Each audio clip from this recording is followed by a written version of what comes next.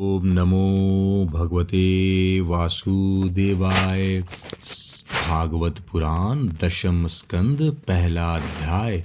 भगवान के द्वारा पृथ्वी को आश्वासन, वसुदेव देवकी का विवाह और कंस के द्वारा देवकी के 6 पुत्रों की हत्या। राजा परीक्षित ने पूछा, भगवान, आपने चंद्र वंश और सूर्य वंश के विस्तार तथा दोनों वंशों के राजाओं का अत्यंत अद्भुत चरित्र वर्णन किया। भगवान के परम प्रेमी मुनिवर, आपने स्वभाव से ही धर्म प्रेमी यदुवंश का भी विशद वर्णन किया। अब कृपा करके उसी वंश में अपने अंश श्री बलराम जी के साथ अवतीर्ण हुए भगवान श्री कृष्ण के परम पवित्र चरित्र भी हमें सुनाइए। भगवान श्री कृष्ण समस्त प्राणियों के जीवन दाता एवं सर्वात्मा हैं। उन्होंने यदुवंश में अवतार लेकर जो जो लीलाएं की, उनका विस्तार से हम लोगों को श्रवण कराइए। जिनकी तृष्णा की प्यास सर्वदा के लिए बुझ चुकी है, वे जीवन मुक्त महापुरुष, जिसका पूर्ण प्रेम से अतृप्त रहकर गान किया करते हैं, मुमुक्षु जनों के लिए जो भव रोग का रामबाण औषध है, तथा विषयी लोगों के लिए भी उनके कान और मन को परम आहार कर देने वाला है। भगवान श्री कृष्ण चंद्र के ऐसे सुंदर सुखद रसीले गुणानुवाद से पशुघाती अथवा आत्मघाती मनुष्य के अतिरिक्त और ऐसा कौन है जो विमुख हो जाए, उससे प्रीति न करे। श्री कृष्ण तो मेरे कुल देव ही है। जब कुरुक्षेत्र में महाभारत युद्ध हो रहा था और देवताओं को भी जीत लेने वाले भीष्म पितामह आदि अतिरथियों से मेरे दादा पांडवों का युद्ध हो रहा था, उस समय कौरवों की सेना उनके लिए अपार समुद्र के समान थी, जिसमें भीष्म आदि बड़े वीर बड़े बड़े मच्छों को भी निगल जाने वाले तिमिल मच्छों की भांति भय उत्पन्न कर रहे थे। परंतु मेरे स्वनाम धन पितामह भगवान श्री कृष्ण के चरण कमलों की नौका का आश्रय लेकर उस समुद्र को अनायास ही पार कर गए। ठीक वैसे ही जैसे कोई मार्ग में चलता हुआ स्वभाव से ही बछड़ों के खूर का गड्ढा पार कर जाए। महाराज, मेरा यह शरीर जो आपके सामने है तथा जो कौरव और पांडव दोनों ही वंशों का एकमात्र सहारा था, अश्वत्थामा के ब्रह्मास्त्र से जल चुका था। उसी समय मेरी माता जब भगवान की शरण में गई, तब उन्होंने हाथ में चक्र लेकर मेरी माता के गर्भ में प्रवेश किया और मेरी रक्षा की। केवल मेरी ही बात नहीं, वे समस्त शरीरधारियों के भीतर आत्म रूप से रहकर अमृतत्व का दान कर रहे हैं और बाहर काल रूप से रहकर मृत्यु समस्त देहधारियों के अंतःकरण में अंतर्यामी रूप से स्थित भगवान उनके जीवन के कारण है, तथा बाहर काल रूप से स्थित हुए वे ही उनका नाश करते हैं।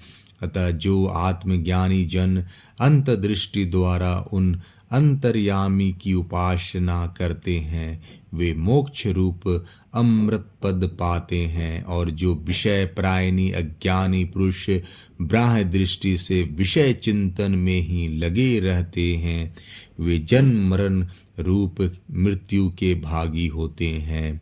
मनुष्य के रूप में प्रतीत होना यह तो उनकी एक लीला है। आप उन्हीं के ऐश्वर्य और माधुर्य से परिपूर्ण लीलाओं का वर्णन कीजिए।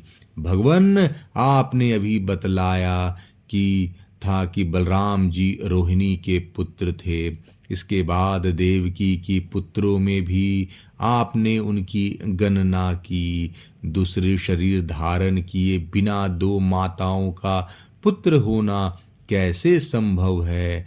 असुरों को मुक्ति देने वाले और भक्तों को प्रेम वितरण करने वाले भगवान श्री कृष्ण अपने वात्सल्य स्नेह से भरे हुए पिता का घर छोड़कर व्रज में क्यों चले गए? यदुवंश शिरोमणि भक्त वत्सल प्रभु ने नंद आदि गोप बंधुओं के साथ कहाँ कहाँ निवास किया? ब्रह्मा और शंकर का भी शासन करने वाले प्रभु ने व्रज में तथा मधुपुरी में रहकर कौन कौन सी लीलाएं की? और महाराज, उन्होंने अपनी माँ के भाई मामा कंस को अपने हाथों क्यों मार डाला? वह मामा होने के कारण उनके द्वारा मारे जाने योग्य तो नहीं था। मनुष्यकार सच्चिदानंदमय विग्रह प्रकट करके द्वारिकापुरी में यदुवंशियों के साथ उन्होंने कितने वर्षों तक निवास किया और उन सर्वशक्तिमान प्रभु की पत्नियां कितनी थी? मुने, मैंने श्री कृष्ण की जितनी लीलाएं पूछी हैं और जो नहीं पूछी हैं वे सब आप मुझे विस्तार से सुनाइए, क्योंकि आप सब कुछ जानते हैं और मैं बड़ा श्रद्धा के साथ उन्हें सुनना चाहता हूँ।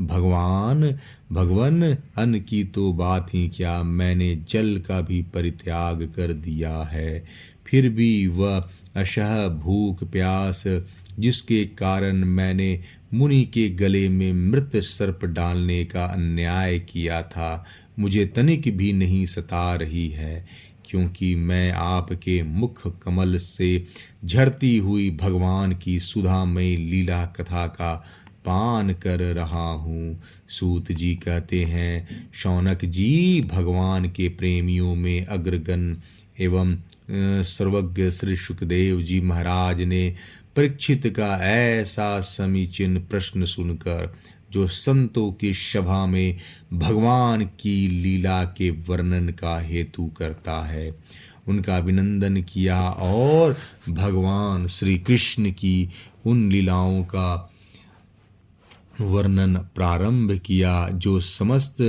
कली मलों को सदा के लिए धो डालती है।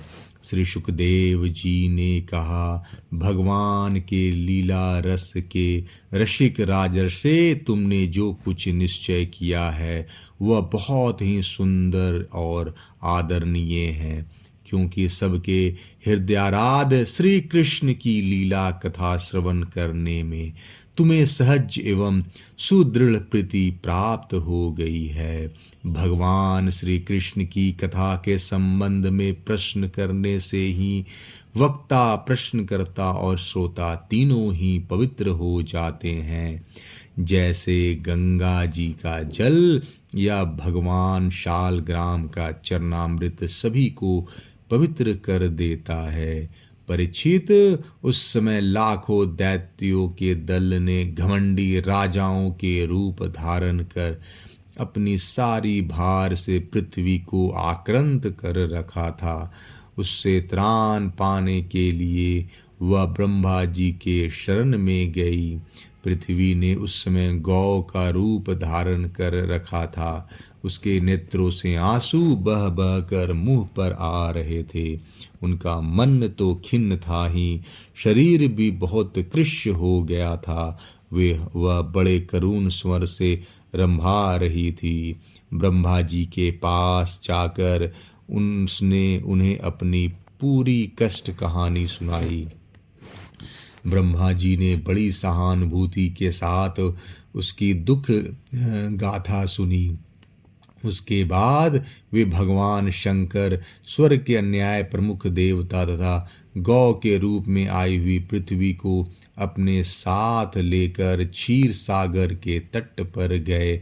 भगवान देवताओं के भी आराध्य देव हैं। वे अपने भक्तों की समस्त अभिलाषाएं पूर्ण करते और उनके समस्त कलेशों को नष्ट कर देते हैं। वे ही जगत के एकमात्र स्वामी हैं।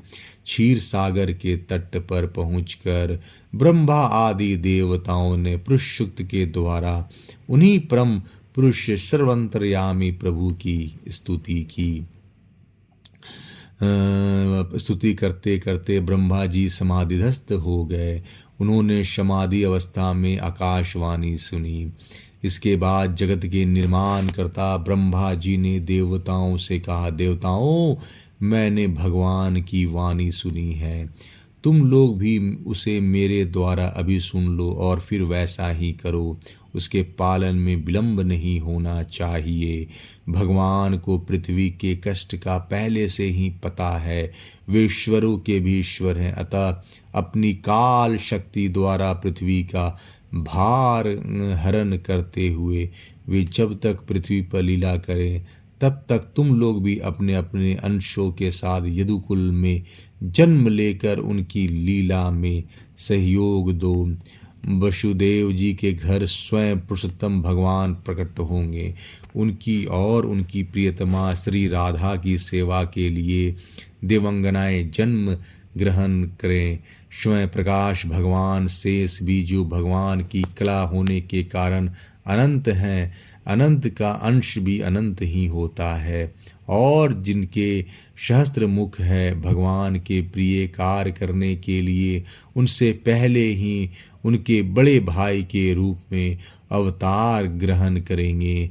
भगवान की वह ईश्वरशालिनी योग माया भी जिसने सारी जगत को मोहित कर रखा है, उनकी आज्ञा से उनकी लीला के कार्य संपन्न करने के लिए अंश रूप से अवतार ग्रहण करेंगी।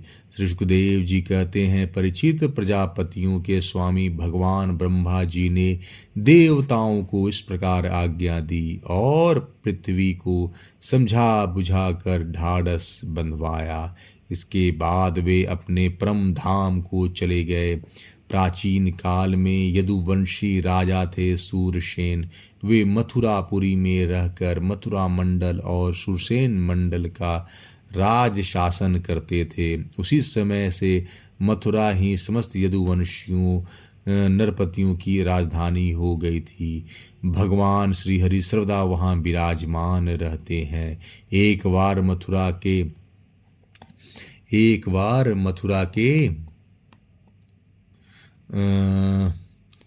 मथुरा में सूर्य के पुत्र वसुदेव जी विवाह करके अपनी नव विवाहिता पत्नी देवकी के साथ घर जाने के लिए रथ पर सवार हुए। उग्रसेन का लड़का था कंस। उसने अपनी चचेरी बहन देवकी को प्रसन्न करने के लिए उसके रथ के घोड़ों की रास पकड़ ली। वह स्वयं ही रथ हाँकने लगा, तथा यद्यपि उसके साथ सैकड़ों सोने के बने हुए रथ चल रहे थे। देवकी के पिता थे देवक। अपनी पुत्री पर उनका बड़ा प्रेम था। कन्या को विदा करते समय उन्होंने उसे सोने के हारों से अलंकृत 400 हाथी, 15,000 घोड़े, 1800 रथ तथा सुंदर सुंदर वस्त्राभूषणों से विभूषित 200 राजकुमारियां दासियां दहेज में दी। विदाई के समय वर वधू के मंगल के लिए एक ही साथ शंख, तुरही, मृदंग और दुदंबियां बजने लगी। मार्ग में जिस समय घोड़ों का रास पकड़कर कंस रथ हाँक रहा था, उस समय आकाशवाणी ने उसे संबोधन करके कहा, अरे मूर्ख, जिसको तू रथ में बैठा कर लिए जा रहा है, उसकी 8वें संगर्भ की संतान तुझे मार डालेगी। कंस बड़ा पापी था। उसकी दुष्टता की सीमा नहीं थी। वह भोजवंश का कलंक ही था। आकाशवाणी सुनते ही उसने तलवार खींच ली और अपनी बहन की चोटी पकड़कर उसे मारने के लिए तैयार हो गया। वह अत्यंत क्रूर तो था ही, पाप कर्म करते समय करते करते निर्लज्ज भी हो गया था। उसका वह यह काम देख कर महात्मा वसुदेव जी उसको शांत करते हुए बोले।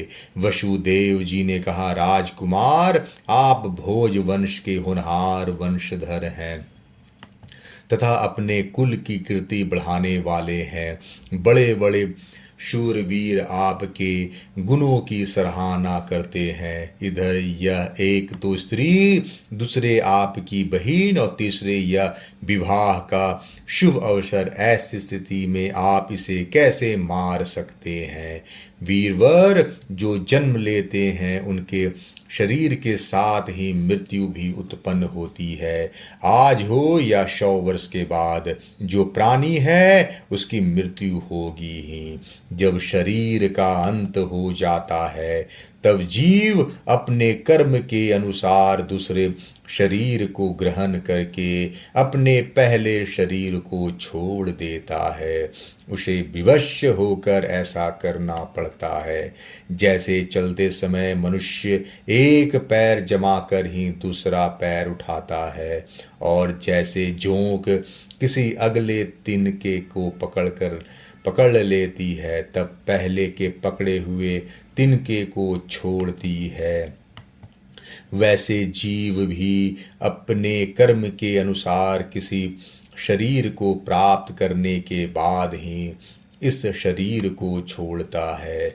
जैसे कोई पुरुष जागृत अवस्था में राजा के ऐश्वर्य को देखकर और इंद्रादि के ऐश्वर्य को सुनकर उसकी अभिलाषा करने लगता है और उसका चिंतन करते करते उन्हीं बातों में घुल मिलकर एक हो जाता है तथा स्वप्न में अपने को राजा या इंद्र के रूप में अनुभव करने लगता है।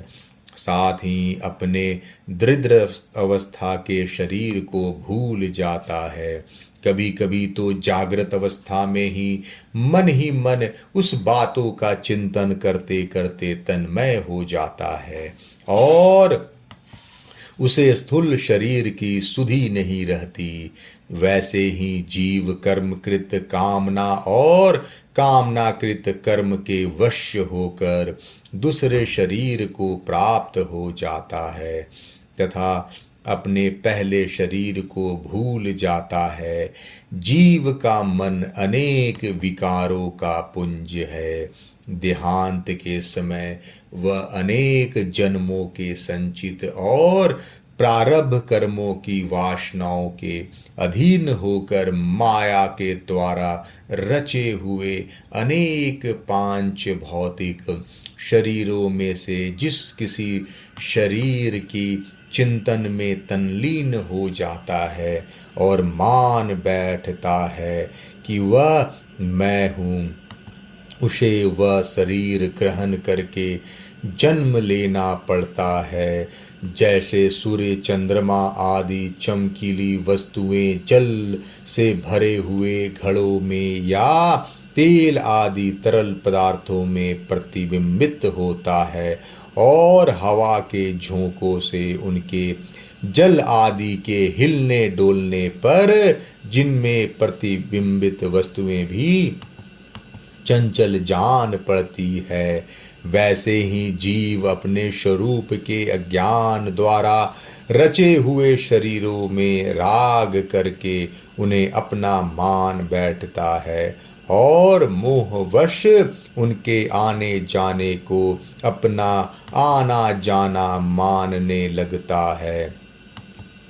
इसलिए जो अपना कल्याण चाहता है उसे किसी से द्रोह नहीं करना चाहिए, क्योंकि जीव कर्म के अधीन हो गया है और जो किसी से भी द्रोह करेगा उसको इस जीवन में शत्रु से और जीवन के बाद परलोक से भयभीत होना ही पड़ेगा। कंस, यह आपकी छोटी बहन अभी बच्ची और बहुत दीन है। यह तो आपकी कन्या के समान है। इस पर अभी अभी इसका विवाह हुआ है। विवाह के मंगल चिन्ह भी इसके शरीर पर नहीं उतरे हैं। ऐसी दशा में आप जैसे दीन वत्सल पुरुष को इस बेचारी का वध करना उचित नहीं है। श्री सुखदेव जी कहते हैं, परीक्षित, इस प्रकार वसुदेव जी ने प्रशंसा आदि सम्मानित और भय आदि भेद नीति से कंस को बहुत समझाया, परंतु वह क्रूर तो राक्षसों का अनुयायी हो रहा था, इसलिए उसने अपने घोर संकल्प को नहीं छोड़ा। वसुदेव जी ने कंस का विकट हट देखकर यह विचार किया कि किस प्रकार यह समय तो टाल ही देना चाहिए। तब वे इस निश्चय पर पहुँचे, बुद्धिमान पुरुष को जहाँ तक उसकी बुद्धि और बल साथ दे मृत्यु को टालने का प्रयत्न करना चाहिए। प्रयत्न करने पर भी वह न टल सके तो फिर प्रयत्न करने वाले का कोई दोष नहीं रहता। इसलिए इस मृत्यु रूप कंस को अपने पुत्र दे देने की प्रतिज्ञा करके मैं इस दीन देवकी को बचा लूं। यदि मेरे लड़के होंगे और तब तक वह कंस स्वयं नहीं मर जाएगा, तब क्या होगा? संभव है उल्टा ही हो, मेरा लड़का ही इसे मार डाले, क्योंकि विधाता के विधान का पार पाना बहुत कठिन है। मृत्यु सामने आकर भी टल जाती है और टली हुई भी लौट आती है। जिस समय वन में आग लगती है उस समय कौन सी लकड़ी जले और कौन सी न जले, दूर की जल जाए और पास की बचे रहे, इस सब बातों में अदृष्ट के सिवा और कोई कारण नहीं होता। वैसे ही किस प्राणी का कौन सा शरीर बना रहेगा और किस हेतु से कौन सा शरीर नष्ट हो जाएगा, इस बात का पता लगा लेना बहुत ही कठिन है। अपनी बुद्धि के अनुसार ऐसा निश्चय करके वसुदेव जी ने बहुत सम्मान के साथ पापी कंस की बड़ी प्रशंसा की। परीक्षित, कंस बड़ा क्रूर और निर्लज्ज था, अतः ऐसा करते समय वसुदेव जी के मन में बड़ी पीड़ा भी हो रही थी। फिर भी उन्होंने ऊपर से अपने मुख कमल से प्रफुल्लित करके हंसते हुए कहा। वसुदेव जी ने कहा, सौम्य, आपको देवकी से तो कोई भय है ही नहीं, जैसा कि आकाशवाणी में कहा है, भय है पुत्रों से, सो इसके पुत्र मैं आपको लाकर सौंप दूंगा। श्री सुखदेव जी कहते हैं, परीक्षित, कंस जानता था कि वसुदेव जी का वचन झूठे नहीं होते और इन्होंने जो कुछ कहा है वह युक्ति संगत भी है, इसलिए उसने अपनी बहन देवकी को मारने का विचार छोड़ दिया। और इससे वसुदेव जी बहुत प्रसन्न हुए और उसकी प्रशंसा करके अपने घर चले आए। देवकी बड़ी सती साध्वी थी। सारे देवता उसके शरीर में निवास करते थे। समय आने पर देवकी के गर्भ से प्रति वर्ष एक एक करके 8 पुत्र तथा 1 कन्या उत्पन्न हुई। पहले पुत्र का नाम था कीर्तिमान। वसुदेव जी ने उसे लाकर कंस को दे दिया। ऐसा करते समय उन्हें कष्ट तो अवश्य हुआ, परंतु उससे भी बड़ा कष्ट उसे इस बात का था कि कहीं मेरे वचन झूठे न हो जाएं। परिचित, सत्यसंध पुरुष बड़े से बड़ा कष्ट भी सह लेते हैं। ज्ञानियों को किसी बात की अपेक्षा नहीं होती। नीच पुरुष बुरे से बुरा काम भी कर सकते हैं, और जो जितेंद्रिय हैं, जिन्होंने भगवान को हृदय में धारण कर रखा है, वे सब कुछ त्याग सकते हैं।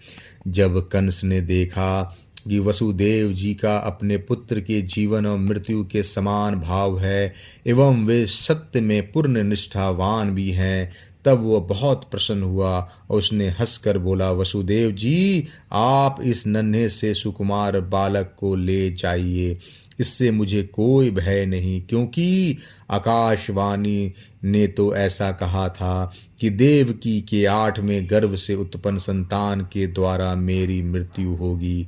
वसुदेव जी ने कहा, ठीक है, और उस बालक को लेकर वे लौट आए।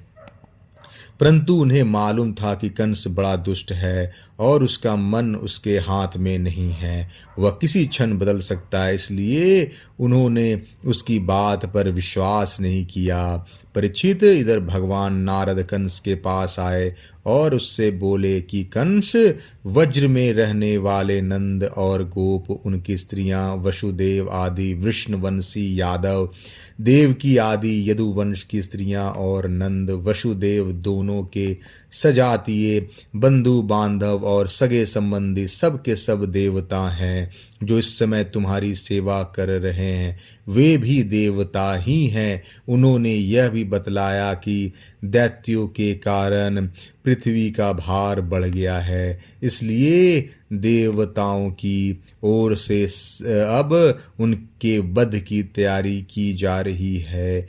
जब देवर्षि नारद इतना कहकर चले गए, तब कंस को यह निश्चय हो गया कि यदुवंशी देवता हैं और देवकी के गर्भ से विष्णु भगवान ही मुझे मारने के लिए पैदा होने वाले हैं। इसलिए उसने देवकी और वसुदेव को हथकड़ी बेड़ी से जकड़कर कैद में डाल दिया और उन दोनों से जो जो पुत्र होते गए उन्हें वो मारता गया। उसे हर बार यह शंका बनी रहती थी कि कहीं विष्णु ही उस बालक के रूप में ना आ गया हो। परीक्षित, पृथ्वी में यह बात प्रायः देखी जाती है कि अपने प्राणों का ही पोषण करने वाले लोभी राजा अपने स्वार्थ के लिए माता पिता भाई बंधु और अपने अत्यंत हितैषी इष्ट मित्रों का भी हत्या कर डालते हैं।